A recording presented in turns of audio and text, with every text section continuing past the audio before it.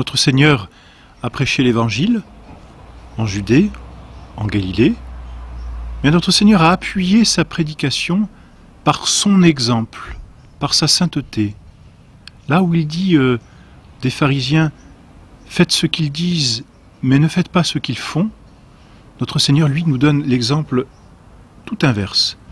Faites ce que je dis, ce qui revient à dire, faites ce que je fais. Parce que notre Seigneur a pratiqué la sainteté pour être pour nous un exemple.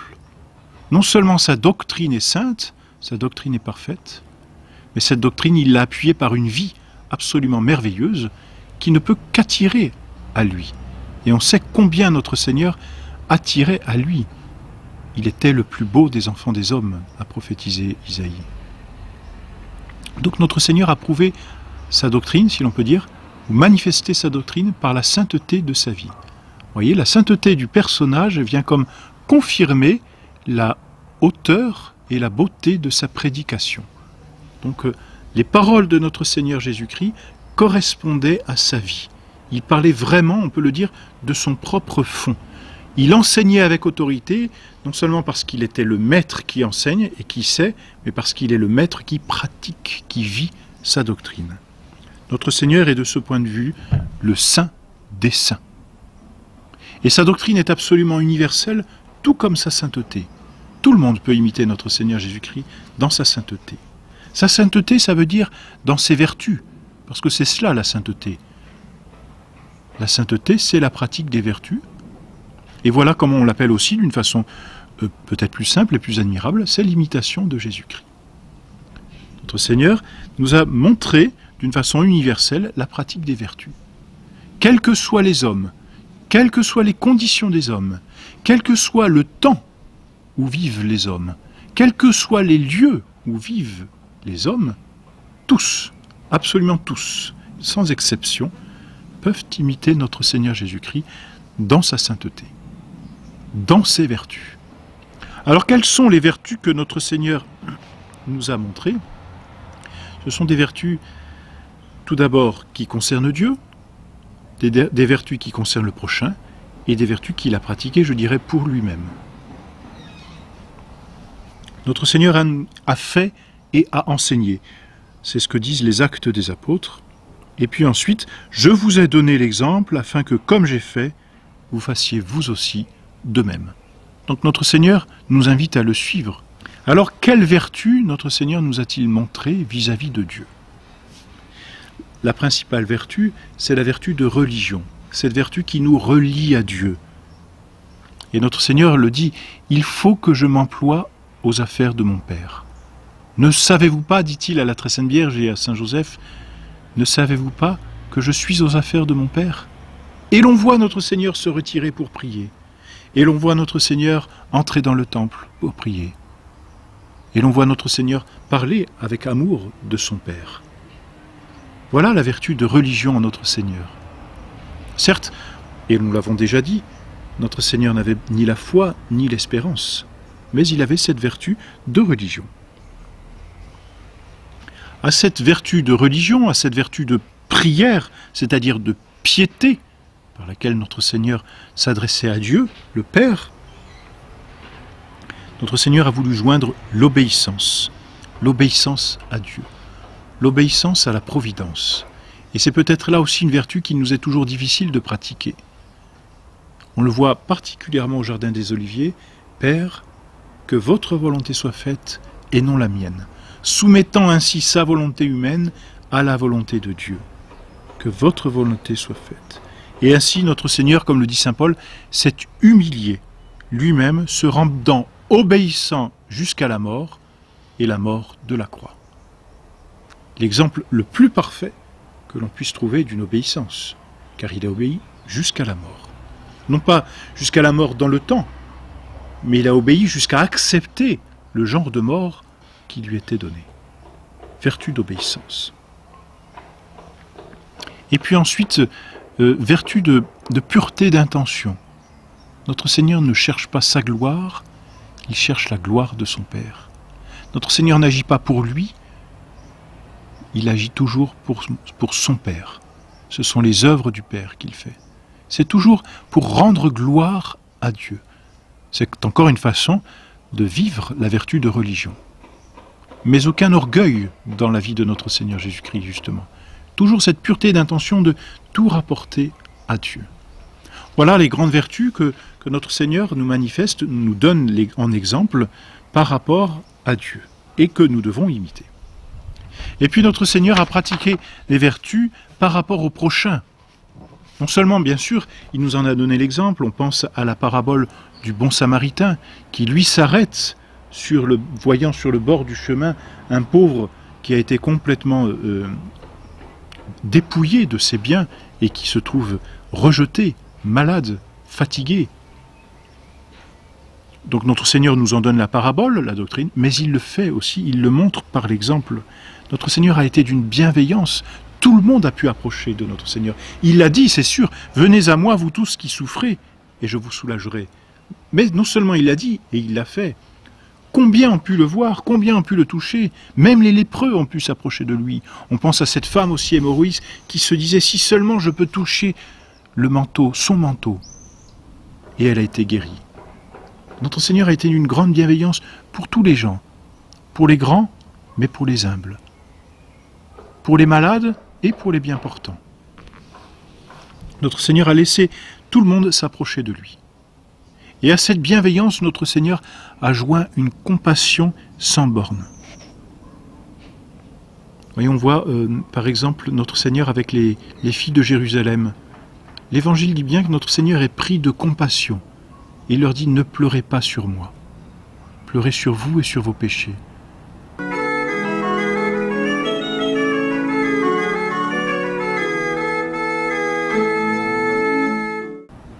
On voit notre Seigneur pris de compassion et ému lorsque il assiste à l'enterrement de l'enfant de la veuve de Naïm.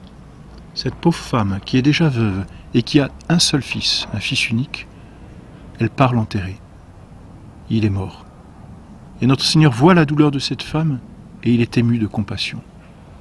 Notre Seigneur a éprouvé cette compassion au sens étymologique, c'est-à-dire cum patere, il a souffert avec. Il a voulu souffrir dans son âme ce que les autres ont souffert. Et ainsi, à cette compassion bien, et à cette bienveillance, il a ajouté un dévouement sans borne.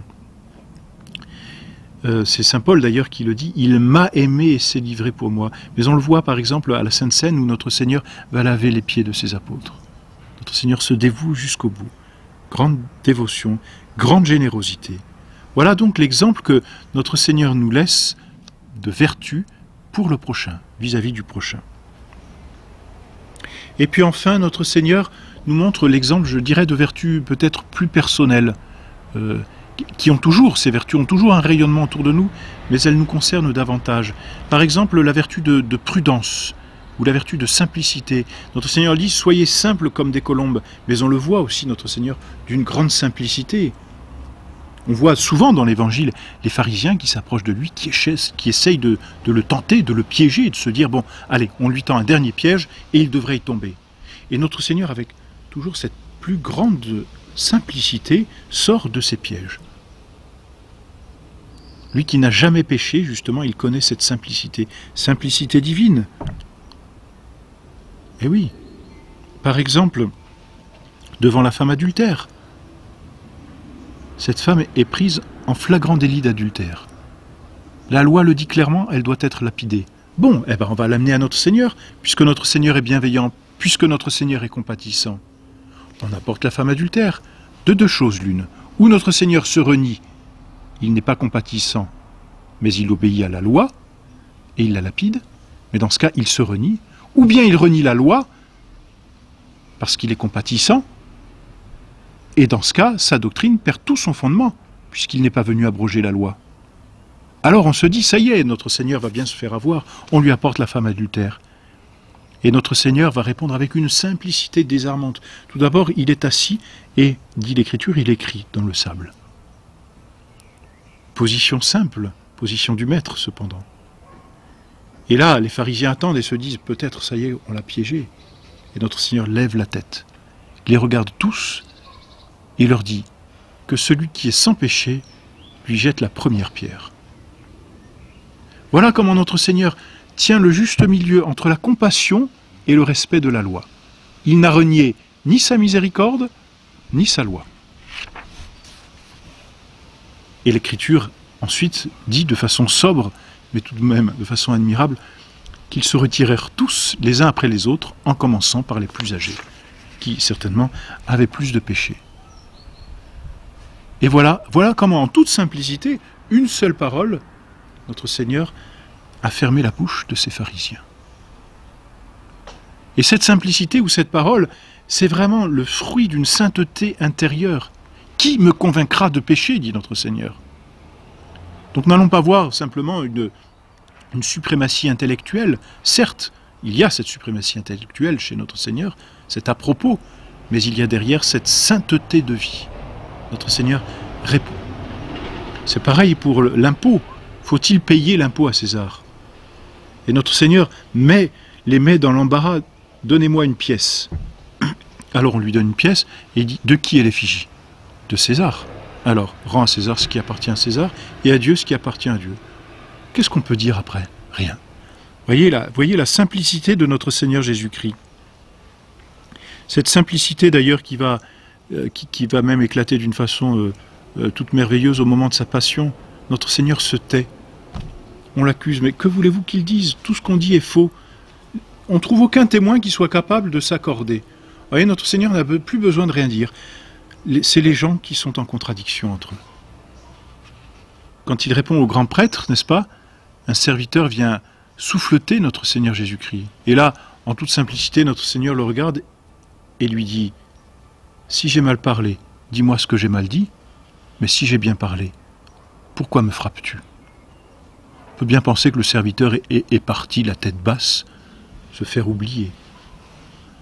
C'est là le fruit d'une sainteté intérieure, d'une simplicité et même d'une grande prudence de la part de notre Seigneur Jésus-Christ. Et en même temps, cette simplicité, elle apparaît parce que notre Seigneur dit « Laissez venir à moi les petits-enfants. Le royaume des cieux ressemble à ces petits-enfants. Or, la vertu des enfants, c'est la simplicité. » Voilà la vertu de notre Seigneur. Bon, on connaît aussi la patience de notre Seigneur, qui a supporté. Patience vient du mot latin patir, qui signifie souffrir, justement. Et notre Seigneur a souffert ses contemporains, et on peut bien dire qu'il continue de nous souffrir aussi, mais avec quelle patience, jusqu'à la mort, et la mort sur la croix, notre Seigneur a tout souffert. Le détachement des biens de ce monde, voilà, notre Seigneur nous enseigne la pauvreté, par sa naissance, certainement, mais aussi par sa vie. Le Fils de l'homme n'a pas une pierre où reposer la tête. Voyez, et il enseigne cette simplicité. Les oiseaux et les lys des champs ne sèment ni ne moissonnent. À combien plus forte raison votre Père qui est dans les cieux prendra-t-il soin de vous? Et notre Seigneur l'a pratiqué, il n'avait ni or ni argent. Sa doctrine et sa sainteté en tenaient lieu, c'est certain. Et puis sa mortification, notre Seigneur nous donne l'exemple, et on l'a vu dans une leçon précédente, par son jeûne dans le désert, notre Seigneur nous donne l'exemple d'une grande mortification, qu'il a pratiquée lui-même, d'une grande austérité. Voilà donc comment notre Seigneur, à sa doctrine, ajoute la sainteté merveilleuse de sa vie, qui vient comme appuyer sa doctrine.